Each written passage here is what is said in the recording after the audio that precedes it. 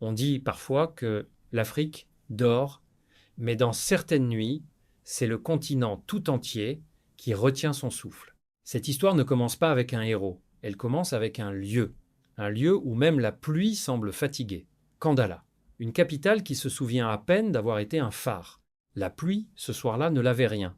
Elle ne faisait qu'humidifier la poussière des rêves étouffés. Et au milieu de cela, il y avait lui, Jimmy, un jeune homme de 24 ans dont le nom ne signifiait rien pour ceux qui tenaient les registres du pouvoir. Dans son quartier, Makale, on ne naissait pas avec un avenir. On naissait avec un choix, survivre ou disparaître. Ce soir-là, tandis que des policiers corrompus extorquaient de l'argent à des enfants sous la lueur bleutée d'un réverbère cassé, Jimmy marchait. Il passait devant un mur tagué, une phrase devenue vérité nationale. Ici, rien ne change jamais. Il s'arrêta. La pluie glissait sur son visage. Et dans ses yeux, pour la première fois, ce n'était pas de la résignation qui brillait.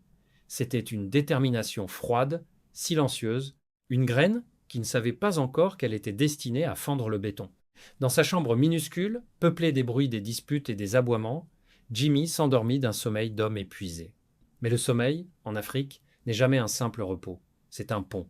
Un pont jeté entre le monde des vivants et celui des esprits, entre le présent douloureux et la mémoire glorieuse du passé. Son esprit, lâché des chaînes du quotidien, dériva, et le monde autour de lui changea. Le désert apparut.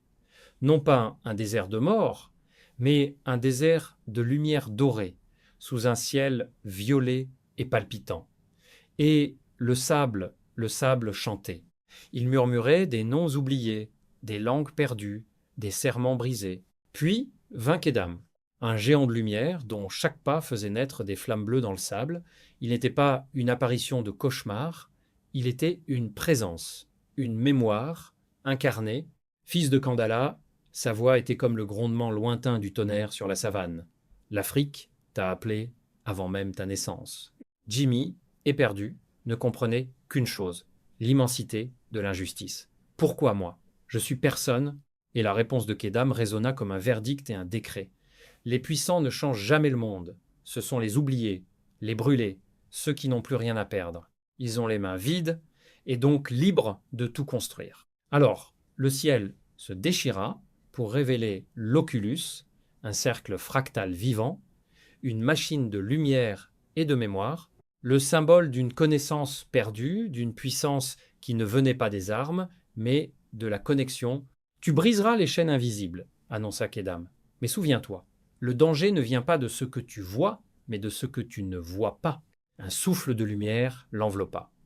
Et Jimmy comprit, dans un éclair de terreur et d'exaltation, que son destin venait de le rattraper. Il se réveilla en sursaut dans la chaleur moite du matin. La réalité de Kandala lui revint en pleine face, les cris du marché, l'odeur des égouts. Mais quelque chose avait changé en lui. Et sur le sol de sa chambre, tracé avec la poussière de charbon de son poêle cassé, le symbole de l'oculus. C'était pas un rêve, c'était un message. Et le message venait d'être livré. Son premier test arriva plus vite qu'il ne l'aurait imaginé, sur le grand marché. Là, il vit Viviane, une jeune femme, différente, droite. Elle portait des dossiers juridiques et un courage qui détonnait dans le brouhaha résigné. Et elle s'interposa face à des policiers qui battaient un vieux vendeur. Elle fut violemment repoussée. Et là, sans réfléchir, Jimmy agit. Non par bravoure inconsciente, mais parce que la vision avait planté en lui une vérité, l'injustice n'est plus une fatalité quand on a vu ce qui pourrait être. Il intervint. Il fut battu à son tour. Mais dans les yeux de Viviane, alors qu'elle le regardait tomber pour défendre un inconnu, il vit autre chose que de la pitié. Il vit de l'interrogation. Une étincelle de conscience commune, jetée en cellule, Jimmy fit face au ministre Ngassa, l'incarnation même d'un pouvoir ventru et méprisant. Un rat de Makale, voilà comment on le voyait.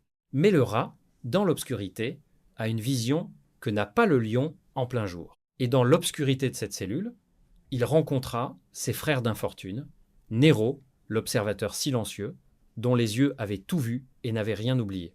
Chato, le génie des nombres, qui dessinaient des équations sur les murs humides comme des prières désespérées. Et Brahim, la force brute, dont les muscles cachaient une colère aussi profonde qu'un puits asséché. Quand Jimmy leur murmura « Et si on pouvait changer ce pays ?» ils rirent. Un rire amer, le rire de ceux qui ont été trop souvent trompés.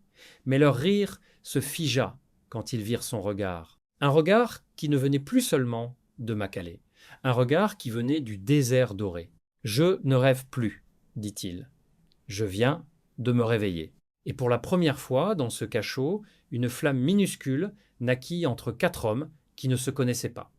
La première cellule, au sens propre, comme au figuré, de la résistance. Leur libération, ils la durent à Viviane, l'étudiante en droit qui par principe avait plaidé leur cause. « Je ne t'aime pas, lui dit-elle sèchement, mais tu n'as pas mérité ça. » Elle ne le savait pas encore, mais elle venait de devenir le pont entre leur monde souterrain et le monde des règles, des lois, des apparences à détourner. Cette nuit-là, Jimmy conduisit les 3 hommes dans un bâtiment abandonné, une carcasse de béton, qui symbolisait si bien le pays.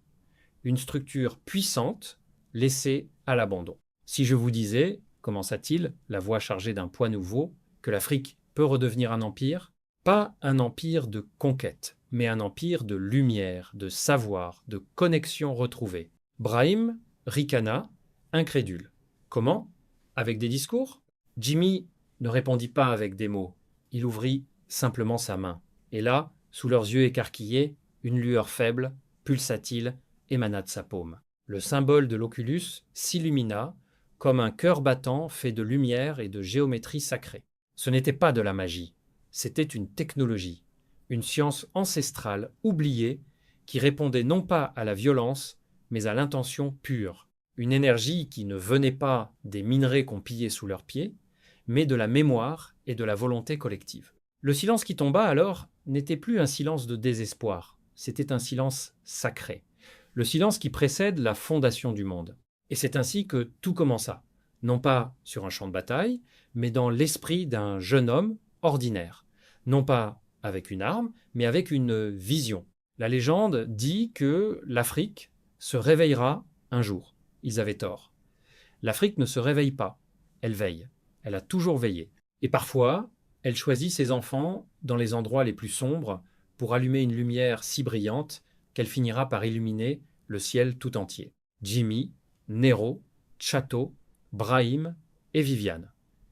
Ils ne savaient pas encore qu'ils étaient les premières notes d'un nouvel hymne. Leurs noms n'étaient pas dans les livres d'histoire, mais ils étaient sur le point de l'écrire, une page après l'autre, une bataille après l'autre, une vision après l'autre. Car le véritable pouvoir n'est jamais celui que l'on prend, c'est celui que l'on se souvient avoir toujours possédé.